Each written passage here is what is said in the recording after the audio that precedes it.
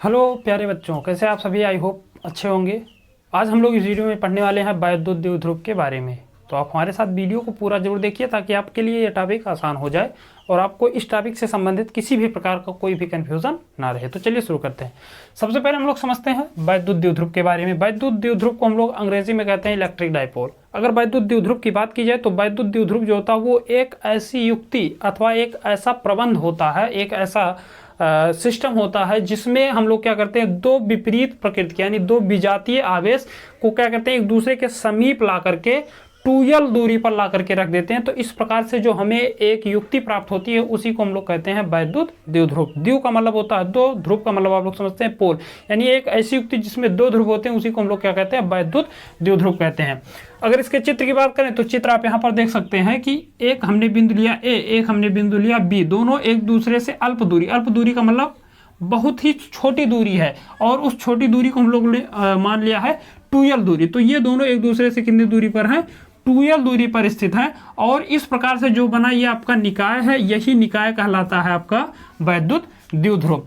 तो वैद्युत द्विध्रुव से संबंधित कुछ महत्वपूर्ण पॉइंट्स होते हैं, इन बिंदुओं को आपको ध्यान रखना है और इसको नोट कर लेना है क्योंकि ये पॉइंट आपको याद ही होने चाहिए। परिभाषा तो बहुत सिंपल है कि ऐसी युक्ति अथवा एक ऐसा निकाय जिसमें दो विजातीय आवेश एक दूसरे के समीप और बहुत ही अल्प दूरी पर, एक दूसरे से बहुत ही अल्प दूरी 2l पर स्थित होते हैं। इस प्रकार से जो बनी युक्ति होती है, जो बना सिस्टम होता है उसी को हम लोग कहते हैं वैद्युत द्विध्रुव। इसके महत्वपूर्ण पॉइंट्स क्या होते हैं आपको ये ध्यान रखना है। पहला पॉइंट कहता है कि विद्युत द्विध्रुव पर कुल आवेश शून्य होता है परंतु इसका वैद्युत क्षेत्र शून्य नहीं होता। यानी कहने का मतलब है कि ये जो आपका ये निकाय है, ये जो आपका वैद्युत ध्रुव जो ये एक युक्ति है, इसमें जो कुल आवेश होता है यानी आवेशों का अगर परिमाण देखेंगे तो वो शून्य होता है। कैसे शून्य होता है? क्योंकि हमने परिभाषा में ही लिखा है कि जिसमें दो समान परिमाण के विजातीय आवेश, यानी जितना आपका प्लस वाला जितना मान है उतना ही मान किसका है, माइनस वाले का है।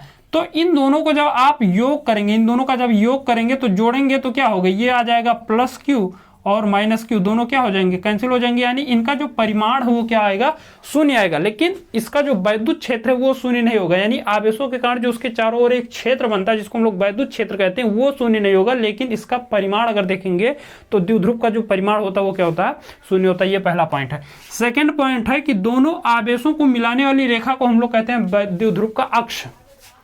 यानी जो ये दोनों आवेश आपके प्लस क्यू और ये जो दोनों ये जो माइनस क्यू है, तो इनको मिलाने वाली ये जो हमने ए बी रेखा खींची है ये रेखा कहलाती है आपका द्विध्रुव का अक्ष। तो ये पॉइंट आपको याद रखना है। थर्ड स्थिति है कि द्विध्रुव की जो लंबाई होती है उसको हम लोग स्मॉल यल ना लेकर 2l लेते हैं।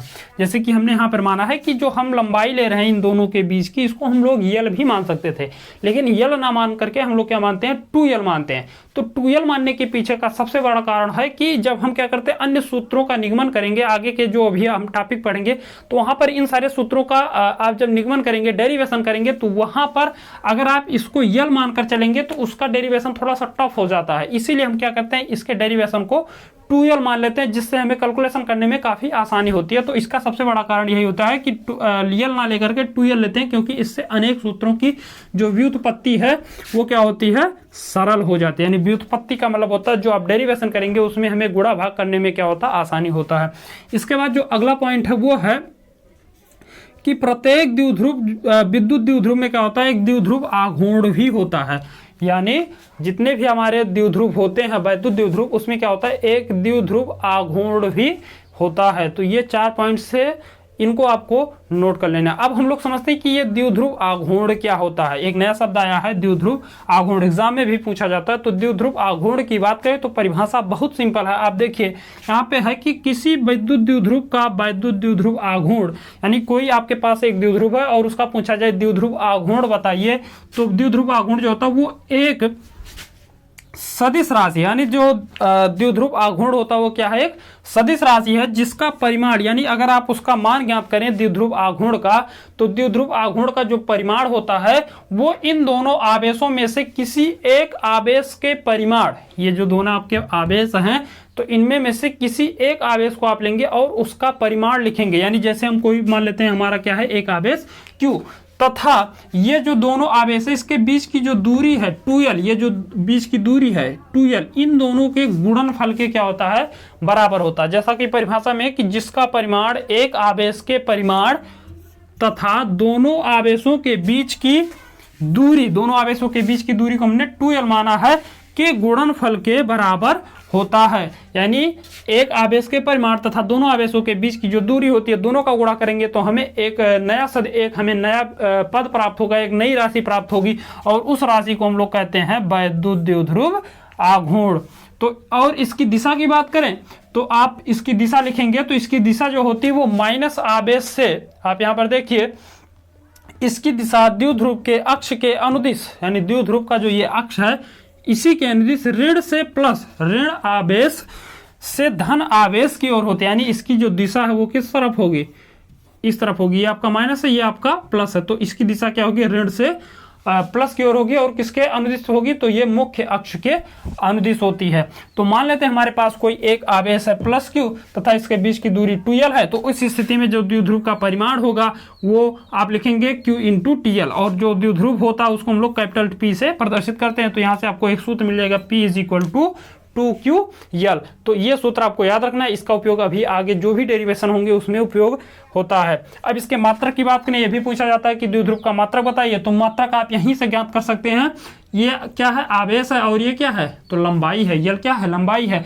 तो Q आवेश, ये लंबाई। Q का मात्रक हम लोग जानते हैं कूलाम होता है, और यह मतलब लंबाई का मात्रक होता है मीटर। तो यहाँ से इसका जो मात्रक हो जाएगा वो हो जाएगा कूलाम मीटर। विमीय सूत्र की बात करें तो Q का विमीय सूत्र हम लोग जानते हैं AT होता है, और इंटू L का विमीय सूत्र होता है L। तो यहाँ से जब गुणा कर देंगे तो ये हो जाएगा ATL, ये हो जाएगा आपका विमीय सूत्र। तो आई होप आपको ये सारे टॉपिक्स जो है अच्छे से समझ में आएंगे। इसका आप स्क्रीनशॉट लीजिए और इसको आप कॉपी में नोट कर लीजिए। सारे पॉइंट्स हमने यहाँ पर लिख दिए हैं, इसमें से कोई भी पॉइंट जो है इससे संबंधित नहीं छूटा है। तो अगर वीडियो अच्छा लगा हो तो चैनल को सब्सक्राइब कीजिए, वीडियो को लाइक कीजिए। मिलते हैं अगले वीडियो में, तब तक के लिए जय हिंद।